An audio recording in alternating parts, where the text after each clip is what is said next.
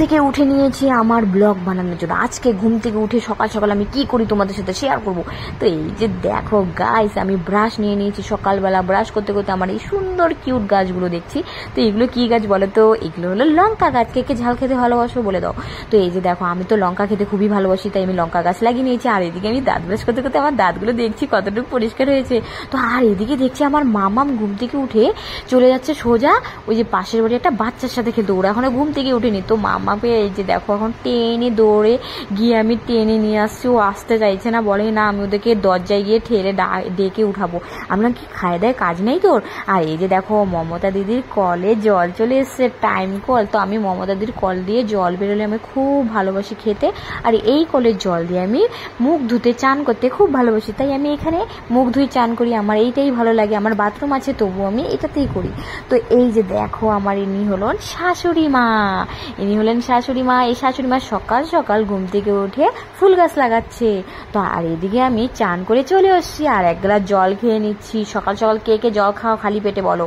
সকাল সকাল জল খাওয়া খালি পেটে খুব ভালো, কেননা গ্যাস থাকলে চলে যায়। তো এই যে দেখো সকাল সকাল খেয়ে নিচ্ছি। গুড গুড গার্ল, আমি খুবই গুড গার্ল। আর এখানে এখন করবো আমার বরের সাথে একটু দুষ্টমি। তো আমার বর এখনো ঘুম থেকে উঠিনি, 9টা বেজে গেছে। তো আমি জল ঢেলে দিয়েছি, জল ছিটা দিয়ে দিয়েছি। আর এই যে দেখো রেগে ফায়ার হয়ে গেছে। তো এই যে দেখো, তুমি না, আমার বর বলে তুমি আমাকে শান্তিতে ঘুমাতেই দাও না, 9টা বেজে গেছে এখনো বলো শান্তিতে ঘুমোতেই দি না। তো এই যে উঠার পর আমি এখন করে নেব বিছানা। তো এই যে আমার বিছানাটাকে সুন্দর করে এখন একটু একটু করে সব কিছু গুছিয়ে নেব। তো এই যে আমি কি স্পিডে কাজ করতে পারি গাইস, দেখো কি স্পিড। আমি দেখলাম 1 নিমিষে আমি চাদরটাকে গুছিয়ে নিলাম। এই যে দেখো গাইস, আমি ম্যাজিকের মতো কাজ করতে পারি। তো এই যে দেখো বিছানাটাকে কিভাবে তাড়াতাড়ি করে ঝেড়ে নিচ্ছি। এই যে দেখো, না না গাইস, এটা আমি স্প্রেড করে দিয়েছি একটু। এই যে আমার ডেকোরেশন বিছানার, তো দেখে নাও। তো এই যে দেখো চা বানাতে চলে এসেছি। চা বানাতে বানাতে আমার ছোট্ট কিউট কিউট ক্যাট চলে এসছে। তো এদের জন্য আমি মিষ্টি রেখে দিয়েছি। মিষ্টিগুলোকে ভেঙে এখন এদেরকে একটা একটা করে দিয়ে দেবো। তো এই যে দেখো একজন তো নিয়ে একদম চলে যাচ্ছে, ওই দেখো পালিয়ে যাচ্ছে একজন, দেখেছো? একটা চলে যাচ্ছে। 4টা আমার এই কিউট কিউট 4টা বিড়ালের বাচ্চা আমি পুষি।